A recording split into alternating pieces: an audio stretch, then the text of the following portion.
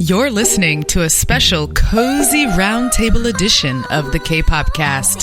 2019 is over, and it's been another amazing and troubling year for K-pop. So, guys, just sit down, relax, maybe grab a cup of tea and a picture of your favorite comfort idol. Oh my god, Michaela, you've got these gifts in this outline. Baby Yoda, Snow, Chungha, Taemin in this outline. Taemin! This is the vibe for this episode. Hitting all the right Very notes. cozy. You're setting the mood here. Taemin's looking so nice in his nice brown sweater with his brown Chunky hair. knit wool sweater. Chungha, all the things we need to recap the moments and the people we think were important for this last year of 2019, since we are recording this in 2020. Oops. Yeah, so we've had enough time to fully comprehend the year so we can really do a full recap for you guys. And at the end, we make our predictions for what the next decade of K-pop will bring us. All right. I am your K-pop host, Stephanie. I am your PD Nim, Michaela. And I'm Peter Lowe. You already know who it is. Okay, it's the Kpopcast staff. And guys, if it wasn't obvious, I mean, we're really laid back. I've opened a can of beer here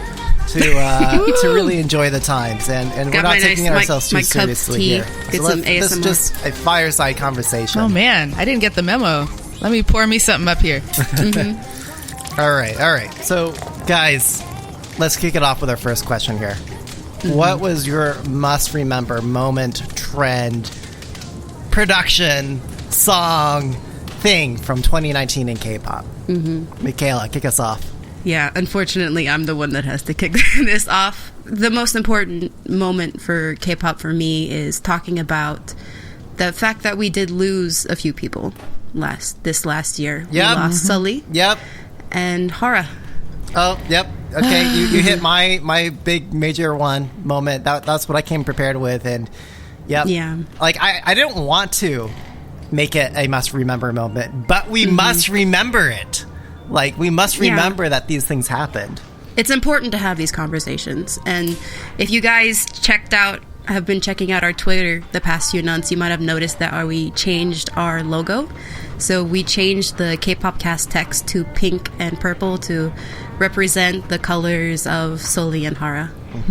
Just, the little things that we can do to remember them and to show how much that we appreciate what they gave us, especially Sully, because before she left us, she gave us an amazing comeback with Goblin.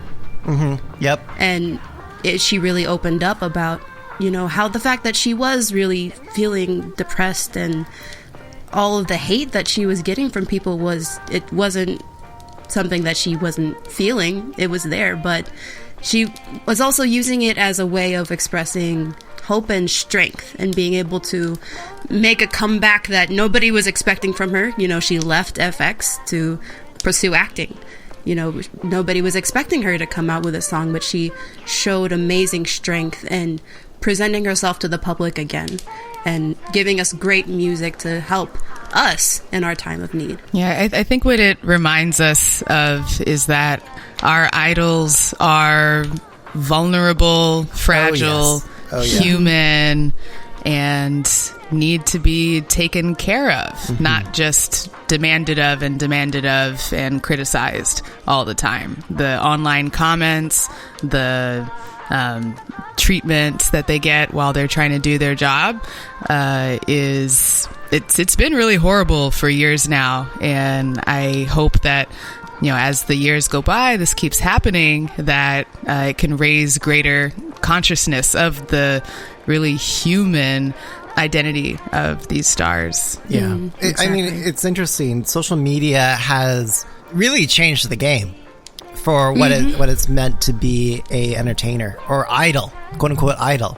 On one hand, it's been amazing. I remember hearing interviews from Gen 2 groups and idols, like SNSD, saying, "Oh, it's great. We don't have to be completely perfect all the time. We can show our personality, our quirks, and people can learn to love that."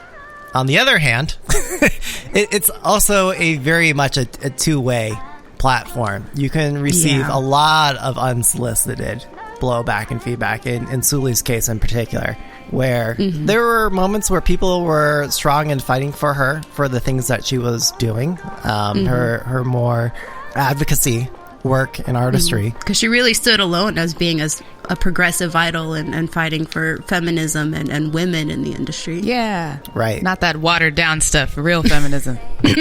That's right.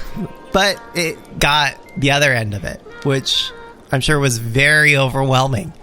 And it's against this insurmountable tide of judgmental conservative expectations in South Korea that I think are modernizing just way too slowly. Yeah, I mean, I agree. I mean, one of the biggest things that we've talked about with the fact that is Korea is still a very conservative country, and especially when it comes to things like how they treat people who are different, and in cases, especially in the cases of mental health. I was reading an article. Amber was talking about, how she was recovering from losing Sully. And she letting people know, especially the Western media, that in Korea, if you go seek mental health, you're seen as weird. Yeah. If it's not something that is normal at all, it's still very much stigmatized. Right. I'm not incredibly optimistic for 2020. We've seen paltry efforts to correct more of the symptoms, but I don't think they address the fundamental causes or issues. The stress, the unrealistic production cycles that these idols and entertainers have to work through, which likely compounds not only the public face that they have to have on it all the time, but the paltry efforts I'm referring to are the slap on the wrist responses to spy cam and revenge porn that Guhara had to face. Also, the protests that we were seeing against Sully and everything feminism in Korea, it's not acting quick enough, despite people saying that, yeah, it's an issue. Despite some labels saying, oh, this idol can take a break. I don't think that's going to solve the issue. They're still going to have the same problem despite having a break. That's not providing the antidote to the cause. And that's something that came up a lot in Korean culture with a different scandal that came up of members leaving groups because of issues, in some cases issues that were beyond their control and they really shouldn't be blamed for. But there's this idea in the culture of you sacrificing yourself so that you can save face for everybody else. That's just another one of those cultural differences that is keeping us from progressing. But hopefully, having these conversations about it, we can make positive change for this coming up year. Okay. Must remember moment. Stephanie. Yes. So I know we just had a pretty heavy discussion. Yeah. However, my must remember moment is another doozy. We got to talk about the Burning Sun scandal. That was my other one. The fall of YG. Yep. The fall from grace. Utter disgrace that is. Okay, and I think you can't talk about the pressures and the conditions and especially the gendered abuse. Oh yeah, that Sully and Hara endured without looking at the other side of it. Who's perpetrating this? Yep. Yep. Okay, and I'm actually kind of pleased that.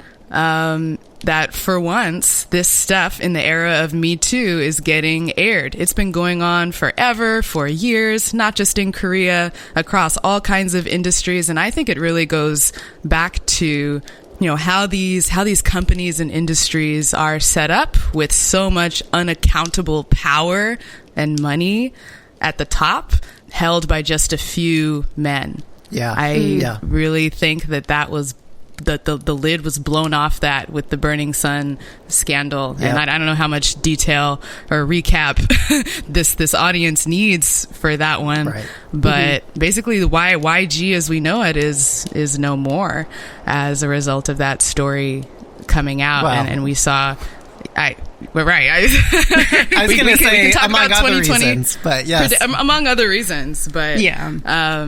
But yeah, that kind of put a pall or a cloud over the whole year for me. On the one hand, I'm glad, not glad, but hey, let's talk about this openly and show their faces and hold them accountable.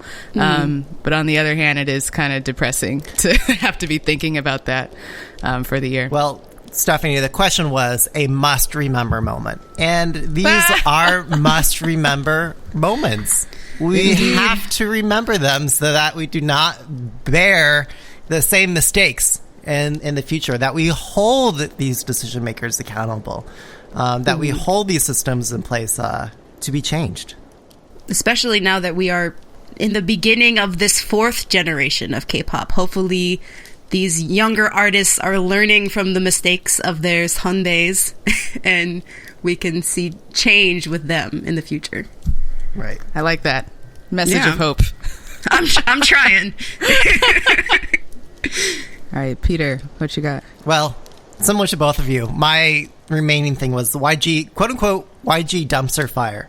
We had Jin-ri, which ignited the Burning Sun scandal, which unearthed sex workers, trafficking, exploitation, all sorts of bad things that kick off with that. We had B.I. leave Icon. Again, Michaela, to your thing of kind of like saving the group, like, yep, I done f***ed up. I'm leaving. Yeah. YG is unable to pay back its investors. Papa YG was booted off of his throne. Yep. I mean, simply get him out of here. If someone can imagine, like, what's the worst thing a label can do? Like, yep, YG has done it. Like, in 2019. Yep, he did that. He did that. Yeah. I feel bad because we heard a lot from, in this past year, the tales and anecdotes from the former members of 2NE1. And it's just providing even more context and more detail on, like, oh, like, did that really happen? Like, were you really treated that way? Yeah, well, I can't they believe were there. you bared with that for so long. And CL Lehigh, after a year of, like, pinning up with both CL in particular, they're now free. They are free to go off. Freedom. But I'm just wondering what, like, Somi and Big Bang are wondering, like, oh crap, like what did we just, like, return to? What is this dumpster fire of an able? What have they been doing? Yeah. What is it, that gif of Donald Glover from Community where he just walked coming into a in with the pizza? Yeah. Just everything's on all fire. of that for them. Yeah. Yes. So let's see if we can wrap this up on a positive note. We did our last K-pop chat of the decade. Woo! So dramatic. Decade. So thank you for everybody that took part in that. We did want to highlight one listener response from Rose Hart Joe at Isles Rose, right? Sure. Asli Rose. Ashley Rose. Please tell us how to pronounce. They said, I feel like we definitely saw an increase in English tracks this year, which was really exciting. I also just loved all of the end of the year performances, as they all seem to be a little more dramatic than they normally are. The stakes were higher. They're like, how much money can we spend on one stage? Well, I think labels are like, well, if BTS can do it, yes, we got to try again too. Wonder Girls Boa too much Part 2. money. Give me some of that money. But also the Hyundai stage, slightly less production value, but all of that performance was amazing. Was that in English? Well, no, because she talked about end of the year performances as well. Okay, got it. Yeah. Sorry. Yeah, No, that was nice. And then for English tracks, we had so many collaborations this year with Western artists and K-pop artists. Yeah. I definitely agree. That's an important moment that we have to remember from 2019. Yeah. Oh, fun fact. Actually, I don't have the actual fact on me, but if I can look it up maybe later, or you guys can each Google it. K-pop as a musical genre.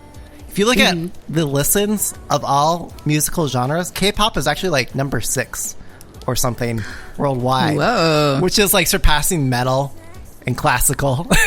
Like entire like get out of schools here. Of like hundreds centuries of history. K-pop is like, we're gonna surpass you, which just shows like, okay, you know what, this is really becoming even that much more of a global Western recognized phenomenon, hopefully to be more recognized in the future. World domination, because I need my Beyonce collabs with some of our K-pop divas. Oh my god. Okay, so it's coming. There's plenty of other YouTube videos, listicles, shows talking about the best of the best songs of 2019. But what are the Shout unsung? out to our K-pop podcast friends. The underrealized, the underappreciated, the diamonds in the rough. Yes. What were those moments, those songs, those heroes of 2019 in your opinion? Stephanie. Who have we been sleeping on, Stephanie? Tell us. So my unsung hero is Psy this year. Oh, P Nation. P Nation. Yeah, but more accurately, P Nation. Not necessarily because of Psy. No, let's be real here. Music. P Nation is bankrolling the entire thing. Like, independently wealthy, also everything he's got from Psy persona. Right. Like, Gangnam Style, rest in peace, please. But it made a lot of things possible. Why I choose Psy is because he was able to pick up some of those more controversial, scandal-laden stars like Hyundan, like Jessie, and to really fund and celebrate their unique identities and talents. I really want him to keep that up next year, and I'm glad that he made those investments in people who deserve it. Yeah. When I think of all the production coming out of different labels, you tend to see generalizations or stereotypes or aesthetic styles. And what I've seen from P Nation in 2019 thus far, this is all artists speaking from their heart. This is not like a doctored, exactly. We're telling you what you need to do per se. I'm sure maybe P Nation is like, oh, well, you might want to move this around or provide some counsel and guidance, but they are providing creative, artistic deference to the artists themselves. And you see that in what Jessie chooses to cover and speak about, the way Hyuna and Edon or Don or Hyundan compose each of their songs. I think I'm seeing the real Hyuna for the first time. Yeah. It's amazing. All right, so I think Peter is up next. Who is your unsung hero of 2019? No, I'm just kidding. Oh my god! Of course, that's not unsung. Get him out of here. That's adequately sung. Why did I even doubt? It's actually Sun Mi, which is also, I guess, not a Sun Mi. surprise. Sun Mi, yeah, and it's her song Noir. If we need a digital bookmark for the state of what it is to be a digital citizen in 2019, Noir is it. If I had to pick a single production for highbrow artistry or something profound, this is that song. It provides eyebrow-raising commentary on where we are to be consuming content online. It's not only a great song, but the commentary and the music video delivery through social media and the social media frames and user interface was very powerful, yet at the same time contrasted with all the moments where it was outside of the social media frame, where you're seeing very sadistic pains of I'm just going to do this for the likes or for the views, for the gram. And what a sad state of affairs of where we are as a society. We're that's what we have to do, or that's what we value. And so that is an unsung hero. That's an unsung song. It got great praise, but not enough. Michaela, how about you? Agreed. Well, although I do think we have to not only just acknowledge the artists, the music industry in K-pop, we also have to acknowledge the television industry. I say all that to say, my unsung hero is the producers and creators of this show on TVN called Stage K. I don't know if you guys ever saw or heard of it, because it's my unsung hero because this has probably been the show that has had the greatest examples of international fans being able to interact, and not just interact, but perform with their favorite artists. Ooh. It basically was like a mini music show where you had dance teams from multiple different countries come together and perform covers from the artist of the week. So we had EXO, we had Blackpink, we had BoA. Queen Boa was on the show, so we had amazing teams covering the artist's songs in front of their artists, and then the winners at the end of the show, who got the most points, got to perform the songs with their artists. Where can I watch this? Well, all of it is on YouTube. If you check out Stephanie, was that JTVC, a real question? You weren't just plugging YouTube. No, it was a real question, but I'm happy with the answer. Yeah, you can find it on JTVC's YouTube page. Hey! Yeah, and lots of English subs on the videos too, so you can understand just how amazing it is for all these artists to... But yeah, no, go check out Stage K. Okay. All on YouTube. It's my Unsung Hero for 2019. Awesome. And one of our listeners, Mia, a.k.a. @Iricia, Mia wrote to us saying that her unsung hero is Park Bom from 21, one of our very favorite stars here. She is the unsung hero for all female idols. She's taken so much shit in her career, and she still made a comeback. F the fake drug scandals and inherently ageist industry. Let's add sexist in there, racist. Yes. Add it to the list. Yes, Mia, you are speaking my mind there. I think for all of us, like the R&B divas, like killed it this year in general, and Park Bom led the way. I think across everything that we've seen on this episode thus far, we're opening our eyes, to what's to come. And that's not to say that we're like, oh, Korea sucks or K-pop sucks. No, but Korea's my favorite place. Yeah, it's my home forever. That's right. And we've got to continue to hear and see these stories and go into this with eyes wide open, as Park Bom has courageously done. Because we love it so much, we want to see it be the best it can be. Right. Exactly. Okay. It's the time of predictions. Like in public relations, there's like seasonal calendars that you work off of, and January is like the predictions month, where you just like, oh, what's next for the year or next for the decade. So, what are your guys' prediction? What's going to happen in 2020 in K-pop? I mean, I was just going to say that in 2020, my prediction or hope rather is that a prayer, if you will, a prayer is that we see a continuation of the decline of the big three, who have really, I think, shown that they cannot regulate and reform themselves in the way that needs to happen. Yeah. Right? So we all know that it's not just YG committing all this stuff.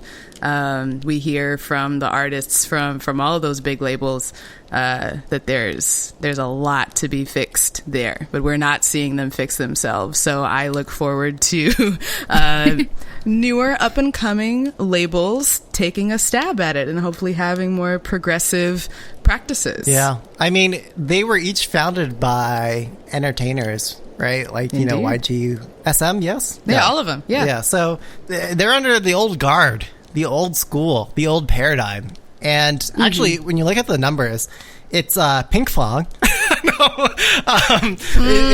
CL, CJ, Big Hit. It always comes back to Baby Shark. I thought we were going to get through the whole episode with that. but actually, financially, commercially speaking, that is true. The big three are no longer big three. We're going to see ATEEZ. We're going to see Big Hit. Right, the future of K-pop. Big Hit. Stone Entertainment. Chungha. Yeah. Yes. More of that, please. Also, again, P Nation. Also, P Nation. AOMG. AOMG. AOMG. Yeah. He comes from a... Right? I guess P Nation and AOMG, they both have entertainer. Sure. Entrepreneur founders. But the right kind. Yes. I don't know. Yeah. Or at least we'll see. More like our generation. Yeah, we might eat our words later. But I know, right? Don't quote me on that. Well, it's recorded now. Sorry. Oh, no. Michaela, next up. Predictions. Yes. My predictions. My prediction for 2020 is definitely a lot. It kind of piggybacks off of the biggest moments or the most memorable moments from last year, is even more English tracks, even from artists that aren't from big labels. So we're going to see a lot more of that North American English market push in the next year. I feel like what we got in 2019 was maybe only a little sample of how big I think it could get next year. Yeah. Which is, again, I want my Beyonce collabs. I want to see my favorite K-pop artists being able to collaborate with their favorite artists and their favorite heroes. And I think we can get some amazing music next year. Yeah. If it's any sign, a small flex here, at work I was at a Vogue photo shoot, and I was speaking with... Get out of here. I was speaking with the stylist for the shoot, and he did the fashion for Lil Nas X. And I talked his ear off because we were both talking about Blackpink. We were like, oh, here's what's coming, Nice. It's penetrated. The movers and shakers, the stylists, the trendsetters have taken note. Yeah. I mean, maybe we already saw this with early adopters like Jeremy Scott, but the industry knows what K-pop is. Yeah. And they're trying to capitalize on it now. Yeah. Every day I see some new celebrity tweeting, I would love to collab with BTS, and it has a bajillion retweets and likes. I'm like, I know why you're doing this. Yeah, but also, I'll take it. Once you hear that, this $1 billion industry is on the trend, let's get into that. Yeah, but it's cliche now. BTS, psh, come on.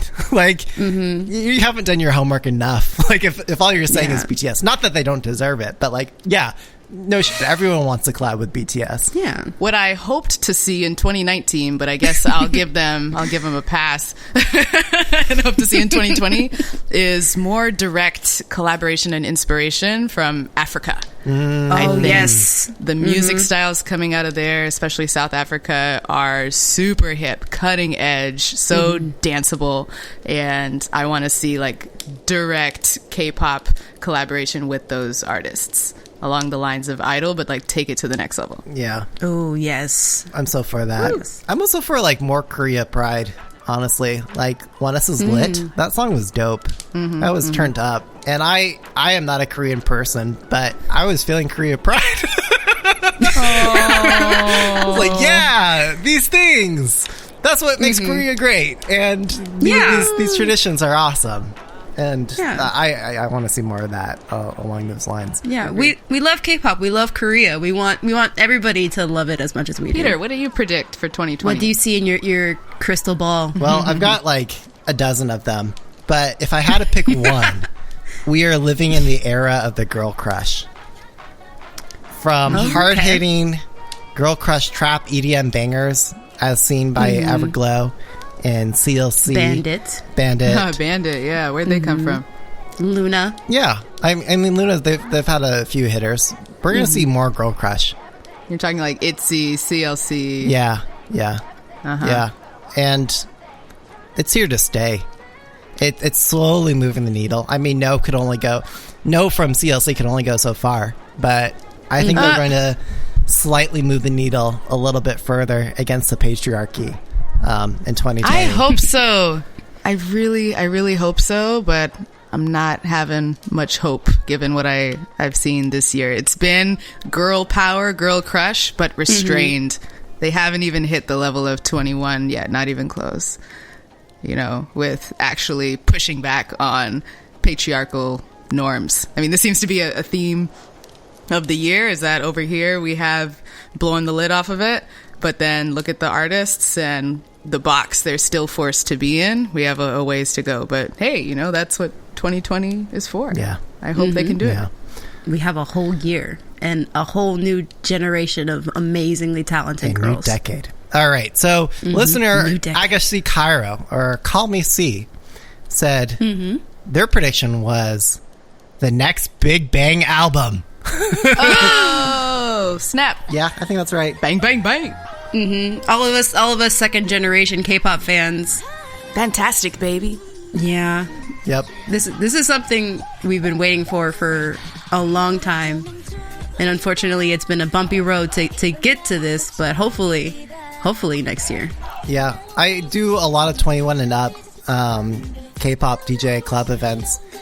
And what goes over really well are the Gen 2 groups, like Big Bang. Oh, yeah. People who have been around the block are still into Big Bang, 21. Super Junior, Girl Super Generation. Junior. I mean, these are the people who like are rightfully I was gonna say are rightfully kings, but I'm like, Jin-ri. All right, okay. Well, that's enough from us. So much has happened this year. We don't even know. We know we didn't cover everything. We are preparing to get some hate. Yeah. From people who wanted us to talk more about, Twice. you know, our top 10 songs or BTS. More about BTS. You know, sure. Bring it Decade wrap-ups. Soyeon. Bring on the That's hate. a lot. Yeah. So given these factors, there are a lot of moments to choose from, making it harder to make everyone happy. But thank you guys for coming to our cozy roundtable today, and we can't wait to see what 2020 has in store for us. Guys, let's wrap it up. Just picking one song or lyric from 2019, which would you choose to describe the year? I have to say au revoir adios to 2019. Yes. So good. I'm going to say, gotta go. 벌써 12시. Oh, so good. But I will choose snapping. Because actually there were a lot of great moments to celebrate. So that's it. And guys, we'll see you on the next episode of the Kpopcast. Happy New Year. Happy New Year. 그리고 덮여